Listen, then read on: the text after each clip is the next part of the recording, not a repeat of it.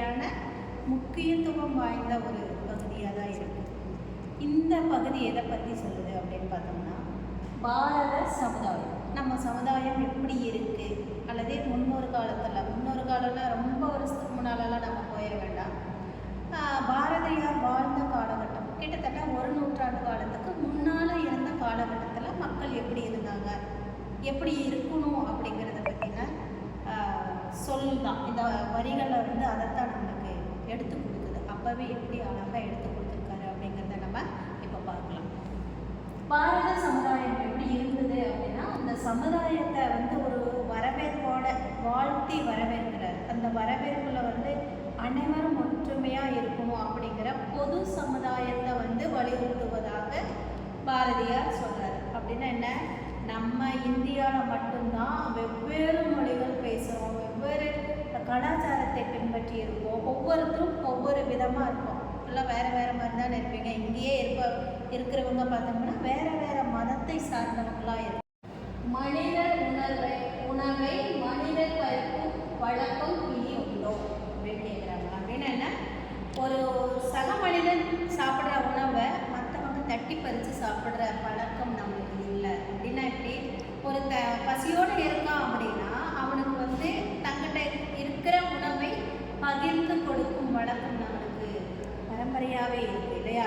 அப்போது சக மனிதனுக்கு தன் உணவை பகிர்ந்து கொடுக்கும் பழக்கம் நம்மளுக்கு இருக்குது. எதை வச்சு இருக்குது அப்படின்றத, மனிதனோட மனிதர் வாழ்க்கை இனி உண்டோ அப்படின்னு கேட்குறாரு. அப்போது சக மனிதன் பசியால் துன்பத்தில் வாடி கிடக்கிறான் அப்படின்னா அவனை பார்த்துட்டு நான் மட்டும் நல்லா சாப்பிட்டு ரொம்ப சந்தோஷமாக இருக்கேன், ரொம்ப மகிழ்வான வாழ்க்கை எனக்கு மட்டும்தான் அப்படின்னு நினைக்க மாட்டாங்க. என்ன நினைப்பாங்கன்னா, தன் கூட பயணிக்கிறவங்க வந்து வாழ்க்கையில் ரொம்ப துன்பத்தில் இருக்காங்க அப்படின்னா அவங்க துன்பத்தையாலும் சரி உணவானாலும் சரி பகிர்ந்து மகிழ்வோட இருவரும் வாழ்வாங்க அப்படிங்கிறது தான் இந்த வரிகள் நமக்கு அழகாக அந்த காலத்துலேயே அது சொல்லியிருக்காங்க. என்ன அப்படின்னா, உடனே வாழ்க்கை இனி உண்டோ அப்படின்னா, இந்த உலகத்தில் இந்த மாதிரி பழக்கங்கள், அழகான பழக்கங்களை நம்ம கடைபிடிச்சிட்டு வரோம் அப்படின்றத அழகாக சொல்கிறாரு.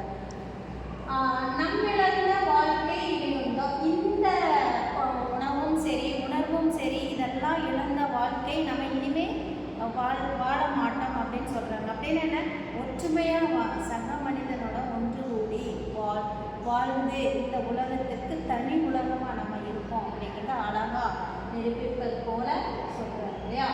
அடுத்து பார்த்தோம்னா, இனிய மொழிகள் நெடிய வயல்கள் என உணரும் பெருநாடு அப்படின்னு சொல்கிறாங்க. அப்படின்னா என்ன, எனரும் பெருநாடு அப்படின்னு சொல்கிறாங்க. அப்படின்னா நம்ம நாட்டில் என்ன வளம் இல்லை இந்த நாட்டில் அப்படின்னு சொல்கிறாங்க இல்லையா? இந்த நாட்டில் நம்ம இருக்கிற இந்த இந்தியாவில் பார்த்தோம்னா எல்லா வளங்களுமே இருக்குது. நம்ம ஒரு சின்ன ஒரு பொருளுக்கு கூட வேறு நாட்டை கையேந்த வேண்டிய நிலை நமக்கு இல்லை. எல்லா வளங்களும் இருக்குது. நாடு இருக்குது, நதிகள் இருக்குது, நீர்நிலைகள் இருக்குது, மலைகள் இருக்குது, வளங்கள் இருக்குது. வளங்கள்னால் உணவுக்கான தேவைகள் நம்ம நாட்டிலிருந்தே நம்மளே எடுத்துக்கொள்ளலாம். சரியா? அப்படின்னா என்ன, ஒவ்வொரு நம்மளோட தமிழர்களோட வாழ்வியல் எடுத்துக்கிட்டோம்னா 5 நிலங்கள் பகுதியாக இருக்குது. அப்படின்னா ஒவ்வொரு பகுதிக்கும் ஒரு சிறப்பு இருக்குது. அப்படின்னு என்ன, ஒவ்வொரு பகுதியும் ஒவ்வொரு விளைச்சல் வரக்கூடிய பகுதிகளாக இருக்குது இல்லையா? அப்போ இதை வச்சு நம்ம இயற்கை வளத்தை வந்து நம்ம பேணி காத்தோம்னாவே போதுமானது.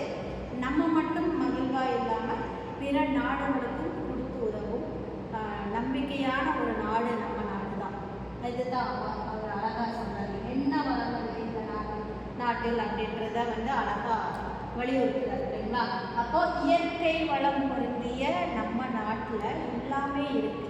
அதுதான் ஏற்கனவே சொன்னது என்னன்னா, சக மனிதனுக்கு உணவு கொடுக்கறது, அப்புறம் யாரையும் எதிரியாக பார்க்காம இருக்கிறது, இந்த மாதிரி வாழ்க்கையெல்லாம் நம்மளுக்கு வந்து இல்லை.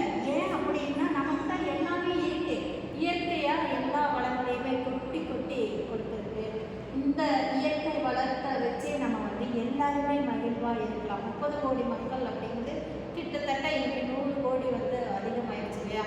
இப்போவுமே எல்லாருமே சமமாக சாப்பிட்டு எல்லாருமே இன்பமாக இருக்குங்க. இதுக்கெல்லாம் காரணம் என்னன்னா இயற்கை வளம் தான். அந்த இயற்கையில் வந்து பொருள்களை வந்து சமமாக நம்ம எல்லாத்துக்கும் கொடுக்குறோம். இதுதான் பொது உடைமை அப்படிங்கிறத வந்து நம்ம புரிஞ்சுக்கணும். சரிங்களா? அப்போ பொது உடைமை என்ன அப்படிங்கிறதுனா தன் கூட இருக்கும் மனிதர்களும் நலமுடன் இருக்க வேண்டும் அப்படிங்கிற ஒரு எண்ணம் நம்மளுக்கு எப்பொழுதுமே இருக்க வேண்டும். அப்படிங்கிறத வந்து இருக்க வேண்டும் அப்படிங்கிறத சொல்கிறாரு அப்படின்னு சொல்ல முடியாது.